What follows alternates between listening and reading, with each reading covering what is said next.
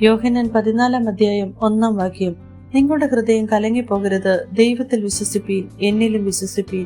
ഈ ലോകത്തിൽ കഷ്ടമുണ്ടെങ്കിലും ധൈര്യപ്പെടുവീൻ, ഞാൻ ലോകത്തെ ജയിച്ചിരിക്കുന്നു എന്ന് പറഞ്ഞവൻ, ഹൃദയത്തിന്റെ നിലവുകളെ അറിയുന്നവൻ, തന്റെ രൂപത്തിലും സാദൃശ്യത്തിലും നമ്മെ മെനഞ്ഞ് ഈ ഭൂമിയിലാക്കിയ ദൈവം, രോഗമോ ദുഃഖമോ കഷ്ടമോ എന്ത് തന്നെ മനക്ലേശങ്ങളിലൂടെ കടന്നു പോകുന്നവരായിരുന്നാലും നമ്മോട് കർത്താവ് പറയുന്നു, കലങ്ങിപ്പോകരുത്, നിങ്ങളുടെ ഹൃദയം കലങ്ങിപ്പോകരുത്.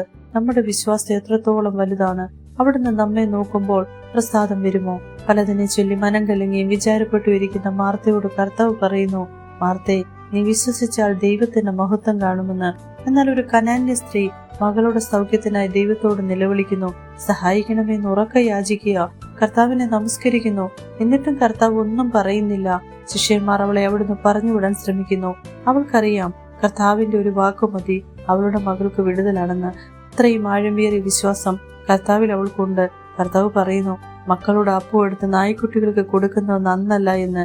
അതേ കർത്താവെ, നായ്ക്കുട്ടികൾ ഉടയവന്റെ മേശയിൽ നിന്ന് വീഴുന്ന അപ്പനുറുക്കുകളും കൊണ്ട് ജീവിക്കുന്നുണ്ടല്ലോ എന്ന് പറഞ്ഞപ്പോൾ കർത്താവിന് അവളിലെ വിശ്വാസത്തിന്റെ വലുപ്പം കണ്ട് അവളെ വിടുവിക്കാതിരിക്കാൻ പറ്റുമോ? അവളുടെ ആഗ്രഹം പോലെ ഭവിക്കട്ടെ എന്നവൻ പറഞ്ഞു. കർത്താവിന്റെ നാമത്തിൽ ഭൂതങ്ങളെ പുറത്താക്കും, പുതുഭാഷകളെ സംസാരിക്കും. എബ്രായർ 11:33 വിശ്വാസത്താൽ രാജ്യങ്ങളെ അടക്കി, നീതി നടത്തി, വാഗ്ദത്തം പ്രാപിച്ചു, സിംഹങ്ങളുടെ വായടച്ചു. നമുക്ക് നമ്മുടെ വിശ്വാസം വർദ്ധിപ്പിക്കാം. വിചാരപ്പെട്ടും മനം കലങ്ങിയും സമയം പാഴാക്കാതെ അവനിൽ നമുക്ക് വിശ്വസിക്കാം. ദൈവത്തിന്റെ പ്രസാദം ഏവരിലും ലഭിക്കുമാറാകട്ടെ. ആമേൻ.